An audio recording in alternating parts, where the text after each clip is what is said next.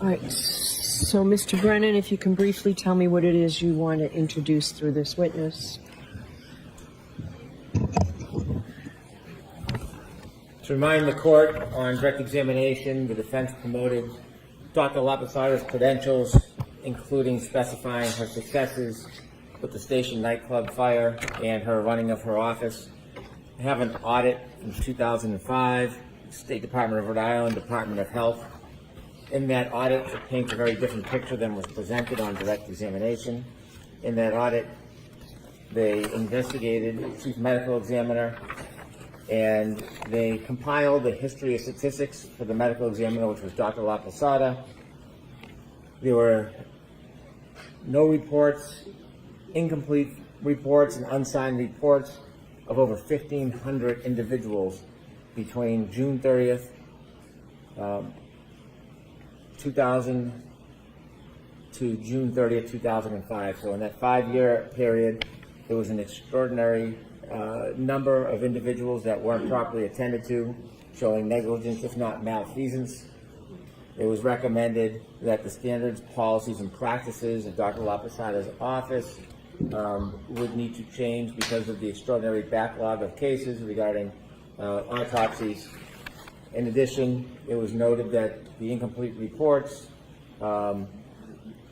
confirmed that there was significant concerns with the historical management practices of the medical examiner's office shortly after Dr. Lapasada resigned.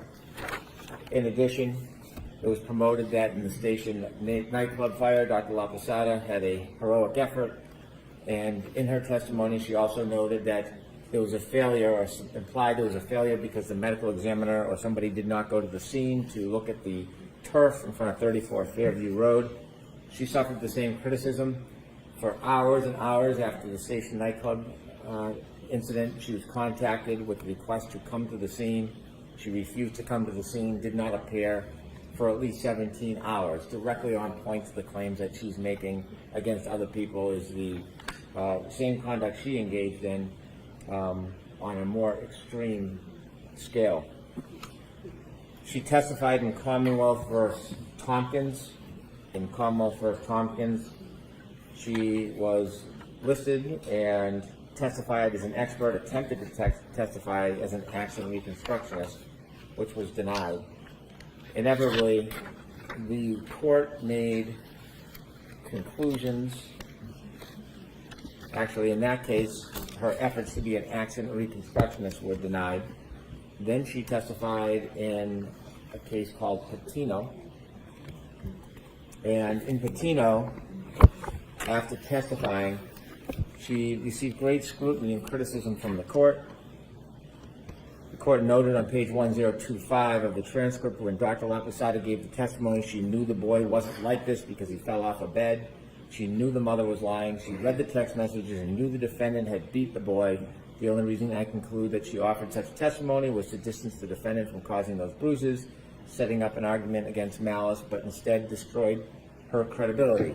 On cross-examination, she came across as a hired gun. Sometimes it's seemingly small things that impeach a witness's credibility.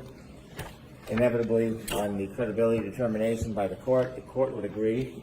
The jury gave greater weight to the testimony of Dr. Gilson and Snelling than they did Dr. Lapasada for the reasons I addressed previously. The jury was justified in discounting her testimony and concluding the other doctors testified apparently impartial. While she appeared as a paid advocate, at least on this occasion, without impugning the witness's integrity, because that witness is known to the court, but in this case, when she testified, she was not credible.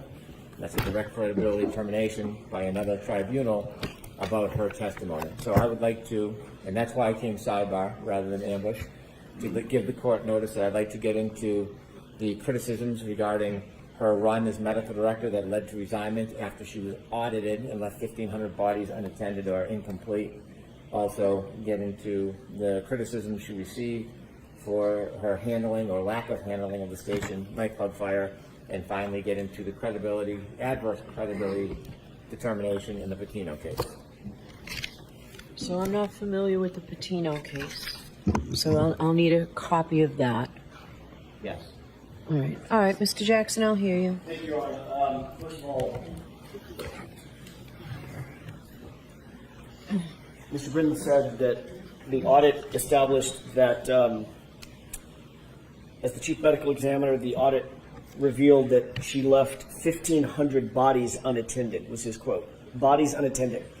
That's absolutely not what happened in that situation. It was a political situation. The medical director for Rhode Island came in and took over. He began to change protocols and cut quality control. He said he did not want a second set of eyes on any of the reports, not the autopsies. There was never a suggestion, ever, that an autopsy was not performed efficiently and timely. Never. The reports that were attendant to the autopsies it was a two-tiered set of criteria that Dr. LaPosada put in place to establish quality control and quality assurance. First, the medical examiner conducts the autopsy and writes a report. Then the doctor herself, the chief medical examiner, because she is a perfectionist, determined that she was going to establish a protocol in which she would put eyes on every single report. Hundreds and hundreds of reports per year. In doing so, she had to prioritize which reports were going to take a priority, which ones were being subject to litigation, which ones were going to be subject to criminal cases, and which ones were never going to be subject to any review at all. For instance, if somebody was found, let's say somebody that was without family, etc., found and unidentified, there's no litigation attendant to that report, she would put that report aside and get to that report after she dealt with the reports that were on sort of on the front burner, if you will. After, by the way, none of the reports were ever not done. They were all completed. There were a small fraction of reports, according to the audit and according to Dr. LaPosada herself, that had to take a back seat. When the medical director came in 2005, by the way, this is 25 years ago, right? These are autopsies that were performed, and the audit was performed for autopsies and reports dealing with the year 2000. It's 2025. This is 25 years ago.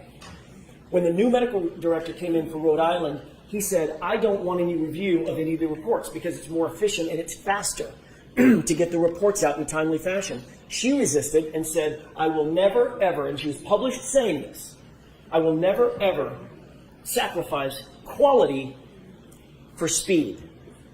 I want the highest quality coming out of this office. They had a difference of opinion. She walked away because he was asking her, the new medical director was asking her to sacrifice quality of the conduct that she was undertaking as the chief medical examiner for the state of Rhode Island. So it's a very different circumstance than was just suggested.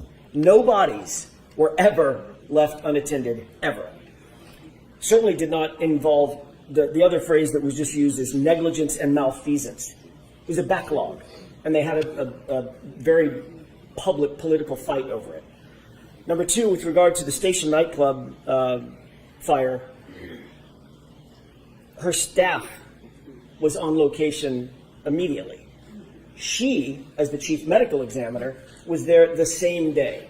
So that's of no legal moment. It's of no consequence. It certainly has nothing to do with her opinions and conclusions in this case. The Tompkins case, we've already talked about that in voir dire, Your Honor. The Tompkins case dealt with an issue dealing with accident reconstruction, which she's not undertaking. I'm not asking her, and she ain't saying. I've excluded that part of it, based partially on the Tompkins case. Right, and I don't know anything about the Patino case, and what I would say is, given the fact, look, we don't know what the facts of that case were. We don't know what the trial was about. We don't know what the cross-examination was about. We don't know why she was called. We don't know what she looked at. We don't know why she was looking at what she did look at. We don't know why she didn't look at things that she might not have looked at. We don't know why her opinions and conclusions were ultimately rendered. We would have to have a trial within a trial, which I would be happy to undertake if someone gives me a fine. Happy to do that. But I don't think we want to do that. I don't think the court wants to do that. Also, I will say, I don't think that attacking this witness's credibility is in good faith by the Commonwealth. Mr. Brennan himself has hired Dr. LaPosada personally no fewer than 4 or 5 times. Maybe it's 3 or 4 times. He knows her qualifications. He knows the quality of her work. He's actually undertaken to consult with her as a medical examiner and a consultant. So I don't believe that these last 2 issues are in good faith. I don't believe the station fire has anything to do with anything because she was late, according to Mr. Brennan, in coming to the actual location. She was there the same day, and she had an entire staff that was there immediately. And in terms of the audit, It's a 25-year-old political fight that isn't quite what Mr. Brennan made it out to be. So I don't think any of these things are relevant for cross-examination. I'll submit. All right. I just want to make a note that Attorney Jackson has a way with words to just blatantly make things up. I have not hired Dr. Lonside 4 or 5 times. And so that is just a mischaracterization for quite simply for the public. But the reality is, I've used her a few times, and the last time I used her, I'm not going to disclose my identities anymore because it would be unfair without her in the room. But the suggestion that somehow I'm endorsing the qualification of this witness, I am not. That's what I'm going to say on the record. Okay. So the first two, the backlog issue, if we can call it that, with the ME's office, I'm going to allow the Commonwealth to get into that through questioning. Same with the station nightclub fire, based on the testimony already in evidence. Those two areas, and Mr. Jackson, without leading, you can certainly go back and rehabilitate her. But those two will come in. I'm not going to do anything with Tompkins because I used it for the basis of keeping out what appeared to me to be biomechanical engineering opinions of this witness, and she's not qualified to do that. So I have not read Patino. I will read it over the lunch break and see if we get anywhere with that. Okay, so I need a copy of that. I want you to give Mr. Jackson a copy as well. Okay? Okay, so, all right. The only other thing, I don't know if you want to hang it now or after lunch or later, but I want to address the issue of the three persons. Okay, so let's mark those now. Sure. Can we mark them all as one, A, B, C? I have no preference one way or the other. It's just 3 year old. Mr. Jackson, if you can I just see it? Of course. H, quadruple H, and I, through I. All right. All right. Mr. Brennan, there's no objection to these coming in through another witness, so you agree that they'll be coming into evidence? I'll stipulate All right. And what's the objection to them coming in through Dr. Laposada? it's not part of her report or opinion. She's gone beyond her report, talking about the fact that she's studying x-rays and giving an opinion. I think that suffices. It really, I think, is beyond the scope of her testimony to begin with. I'd be gracious with it. Stipulated these and two about the rental, utilizing this to So you'll stipulate to them prior to Dr. Rentschler? I will. So you can use them with Dr. Rentschler. I expected that I could because he certainly used them in his analysis and opinion. But I should be subject to the entry of evidence in the defense case in chief. I understand I can use them in Dr. Rentschler's testimony, but I want to use them with Dr. Laposada. She's a medical doctor. Would you? For purposes of her opinion, I cannot understand. So what do you want to ask her about them? Are these the X-rays that you reviewed? Yes, that's it. Okay. Okay. So go ahead. That's all he's going to ask, I won't have a problem. Okay. Yeah, I have no problem with that in that form. Literally, these are the X-rays that we talked about a little bit earlier. Yes, this is the right hand. Yes, that's the arm. Sorry, the forearm. Yes, that's the upper arm. All right. So they're cumulative, but if they're coming in anyway, I will let you put them in. Thank you. All right. So the last thing is Dr. Rentschler. Back to session, you may be seated. All right, the jury is coming over. I just wanted to tell you what I was able to do during the lunch break. So, Mr. Brennan, you argued for 4 points of admission regarding this witness. I'll allow in 1 and 2. I've had a chance to look at 4. I think I already told you I would not allow in 3 because I've already considered it. I've now looked at the 4th one, the case. I'm not going to let you get into that during cross-examination. If the door is open and you think you can get into it after redirect, please come to sidebar.